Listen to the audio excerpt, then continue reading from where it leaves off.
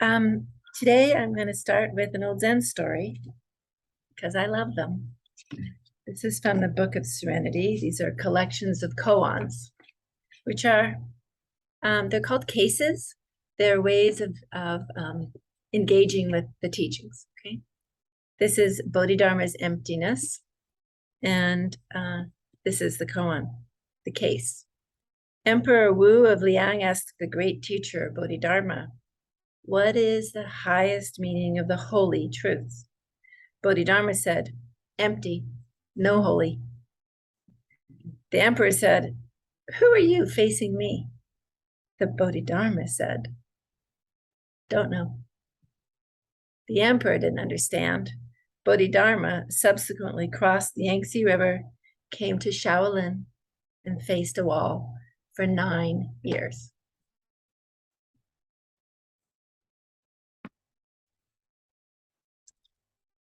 So before I talk more about that teaching, I want to tell you that I was just at Jikoji to help my friend Ocean. Some of you know Ocean. He is one of only, I think, 2 deaf Zen priests in maybe the world, certainly in America. And he was sewing his brown robe and had transmission. And I went up to sew with him and also to be present for Kobun Chino Roshi 20th anniversary of his death. So there was a sesshin, and I stayed for the sesshin. Sometimes when you're at a Zen center, including here, one of you will be asked to help a beginner sit and learn how to sit for the first time. I did that today with Yana, and many of you have had that opportunity.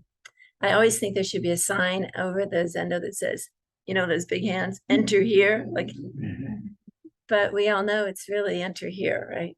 It's enter here. And that's our practice, to enter here. Some of you see that I'm facing the wall because that's how I enter here. It doesn't matter which way you face. That's how I enter here. I want to tell you a story. One time I was in New York. This is many years ago. My kids were quite small, and I was doing the touristy thing with them down in Times Square. And I had the quintessential New York experience. A guy came up and said, hey, lady, you want to watch? And he opened up a jacket, and there are all these knockoff watches hanging from there. Of course, my kids are like, I want a Rolex. I'm like, no. But I thought it's kind of an interesting parallel to practice, because imagine if a Zen monk came up to you, I'll be that monk today, and said, psst, lady, I got something for you. And this is the deal she makes. You give me everything you've got, and I'll give you nothing back. I feel like that's kind of our practice, right? Give me everything, not me. Give the practice everything, and it'll give you nothing back. That means no satisfaction, no achievement, no recognition, nothing. And so you look at that offer and you go, is this a deal or not? Then you start thinking about the things, what everything is that you could give this monk, give this practice. And maybe everything is all of your desires and all of the things that you cling to. Maybe everything is all your suffering, or at least the source of your suffering. And then it starts to look kind of like a good deal, right? I could give it all away, and I could get nothing back. So it seems to me that's what we're doing, giving up everything in our practice, and including our beliefs about everything. In particular, our beliefs about who this person is giving up everything. That's a big piece for me. That's my experience. Who is it that's giving up everything? And what am I not going to get back? I'm not going to get back a better version of me. I'm not going to get back a better house, partner, life, figure, less wrinkles. I'm not going to get back anything. I'm not going to get back anything. There is no better version. It's this. We talk a lot about just this. I know it's like beating it over and over again, but it's because that's it. There's not much else to talk about. So we're going to also have to give up every connection that we think is meaningful to anybody. And that's facing a kind of staggering, maybe stunning loneliness. It's hard for people to do this. That's why Koan used to say, you'd think that if they knew how free they would be, they'd be knocking down the doors. But okay, it's actually hard to face the wall and face yourself and give everything up, to get nothing back and recognize that you're giving up everything. So there's this staggering, stunning loneliness that you must face in order to understand your true nature is not alone. It's not what you're giving up.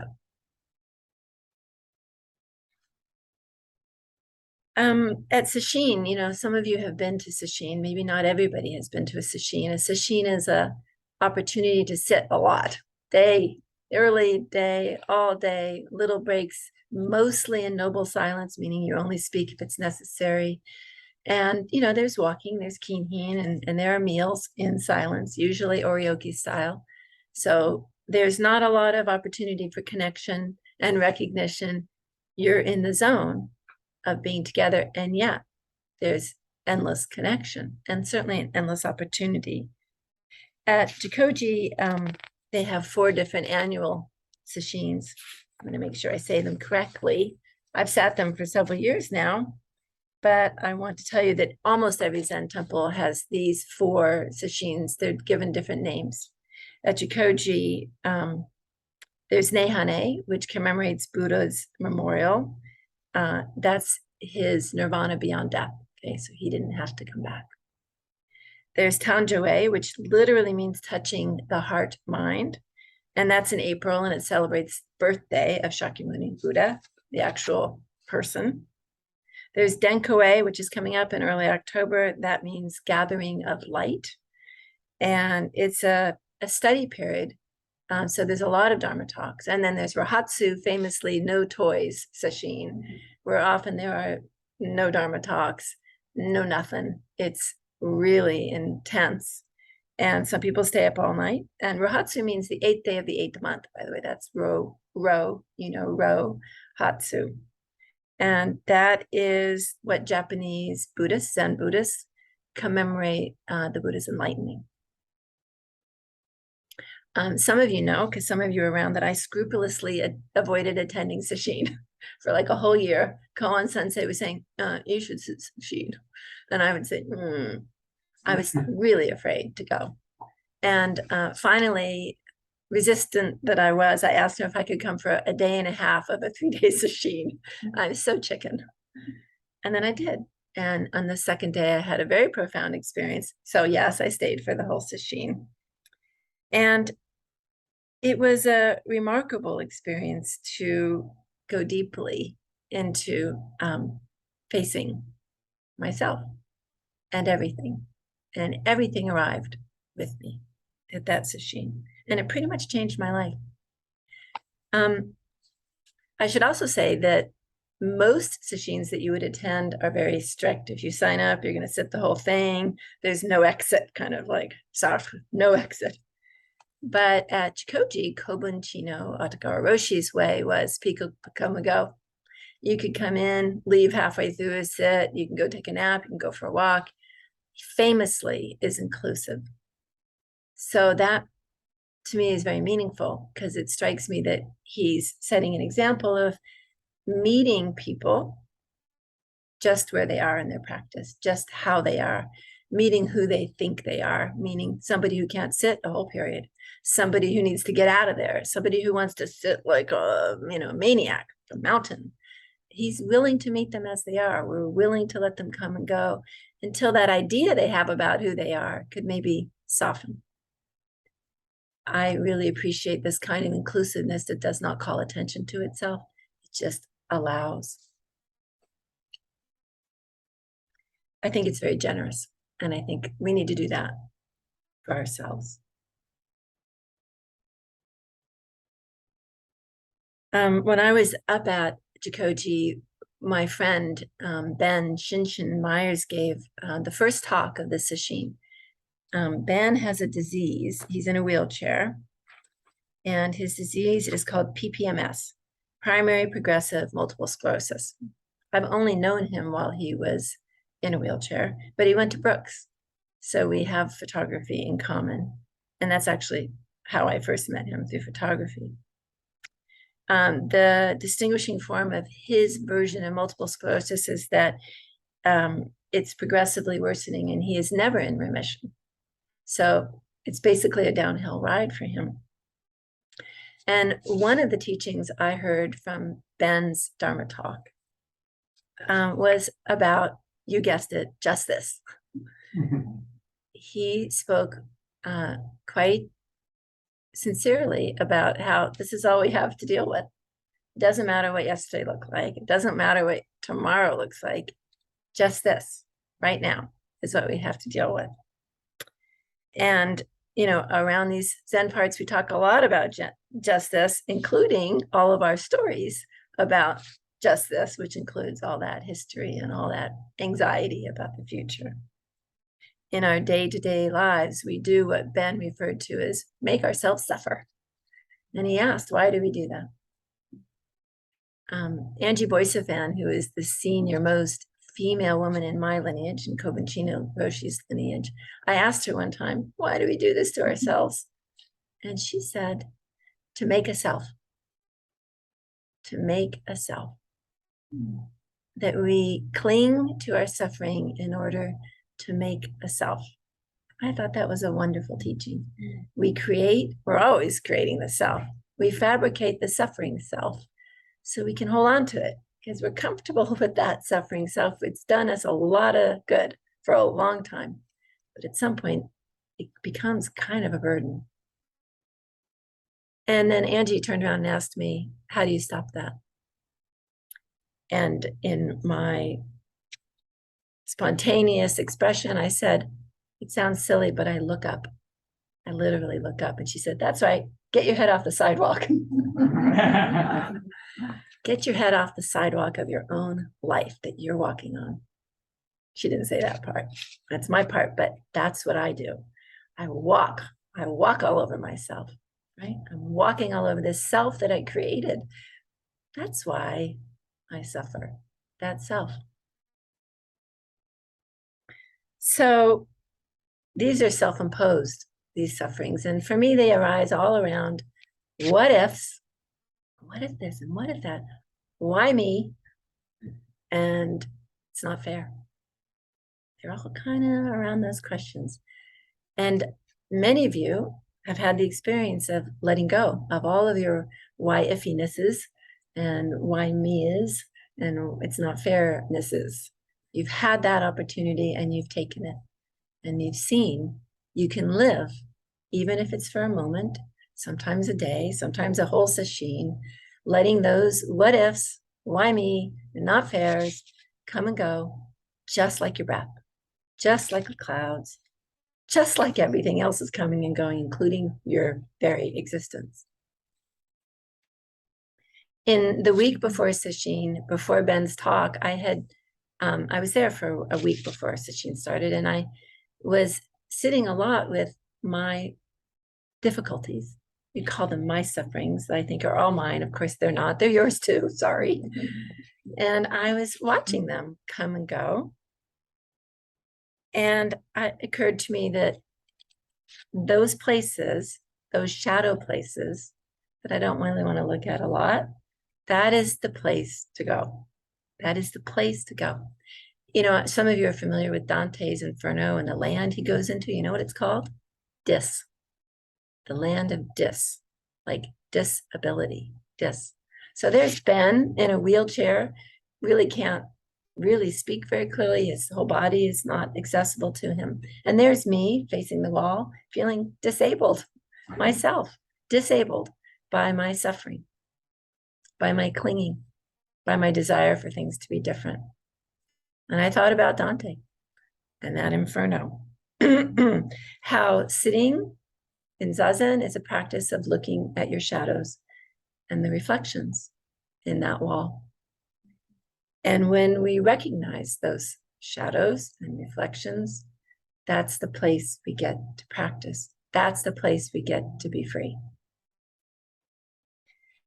We get to relieve some of our own torment and our anxiety and our worry.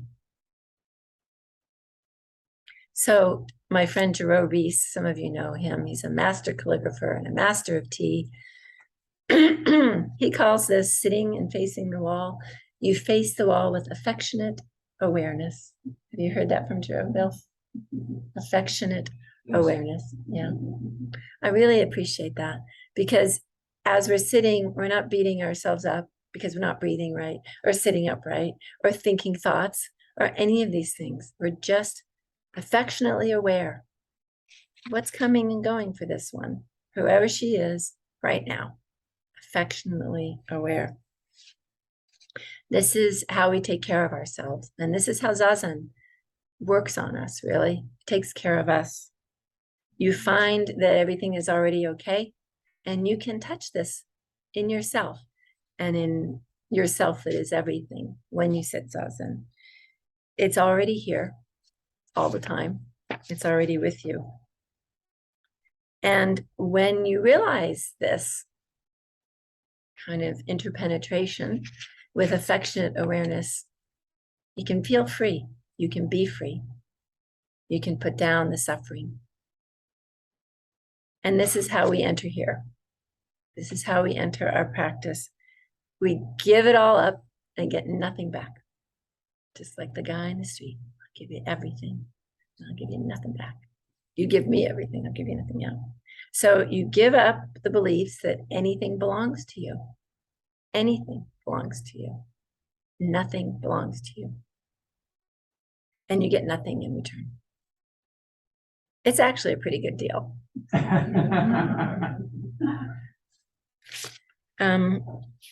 I talked to you about Dante, and now we'll go back to Bodhidharma.